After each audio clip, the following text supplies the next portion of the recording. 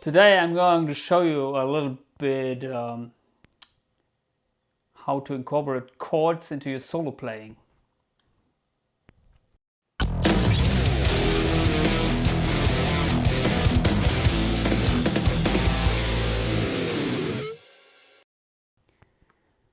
One thing which is very helpful when you want to improve your solo playing is if you know about the chords which are accompanying your solo. So especially if you're improvising, if you know the chord progression and you know always which chord is coming as next, then you can a little bit target your solo lines to the notes which will fit somehow to the chords. And it has not been necessarily to be one of the three notes the chord consists of. It can also be the seventh or the ninth.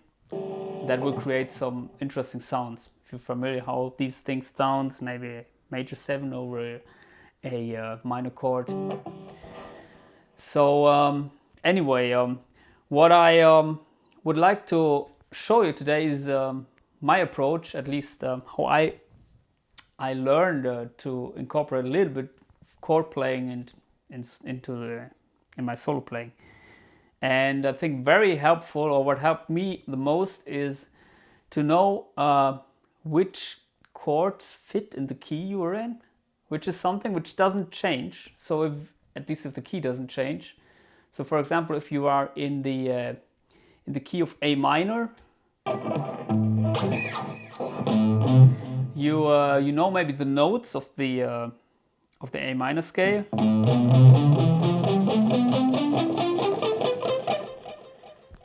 Basically A, B, C, D, E, F, G, and all chords which you can create out of these notes, they will fit. There are also other chords which will fit, but the chords which will fit here are maybe the A minor chord, of course, the G major chord, the F major chord, and the E minor, the D minor, and the C major. And these chords, of course, they consist of notes which are in the key of A minor, but you can play around these chord shapes as long as you are in the key of A minor.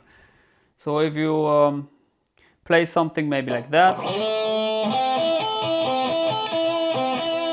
which is around this position of the A minor chord, you can also switch to something in G major. When here you have the position of G major, which is derived from this chord. And of course it will fit if the underlying chord progression will change to the G major chord, but if it will change to any other chord, it will also fit somehow, at least, because it's still A minor. And the key which you have to know to do this is which shapes are in the position you are, so which chord shapes are there. For example, if you're playing around the A minor position here, I know that there's an F major position here also, which is this chord.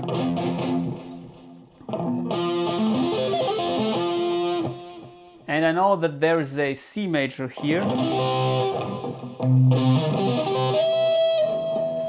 And there's also a G major here. And if you have a chord progression that you're soloing over, which is maybe A minor, F major, C major, and G major, of course you can follow this progression here in this position.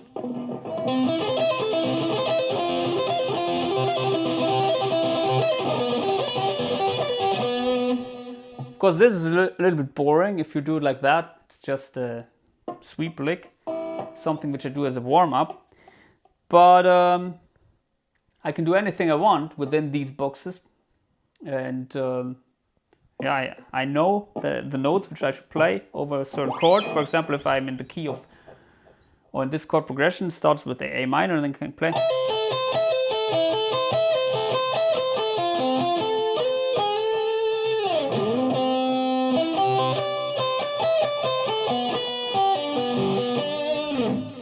You can play around with these notes and play something like that.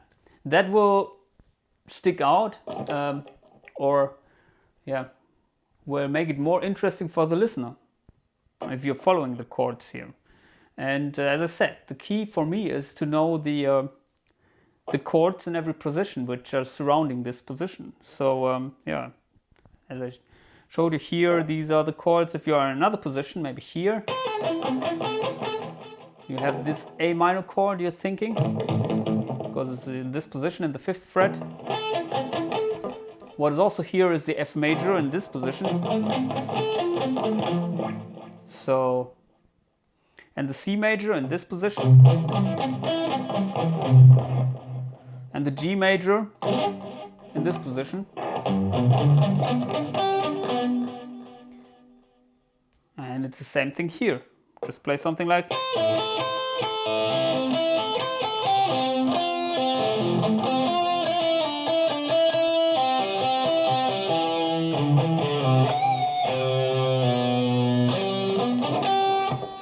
Of course, I'm playing here and there some notes in between because I know, of course, the A minor scale, so I know which notes I can play.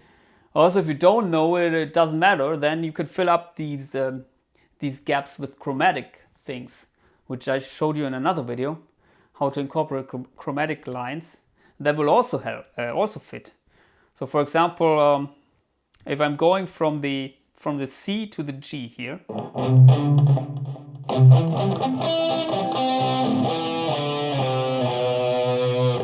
if you play this,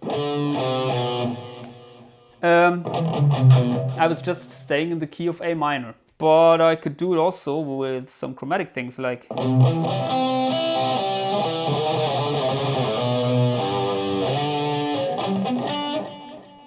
where I was just playing some very fast chromatic things. As long as you end up on the note that is fitting, which should be your target note you're thinking of, it will work. So you don't have to know exactly the scale. In this case, you have, or with this approach, you have to know just the chords.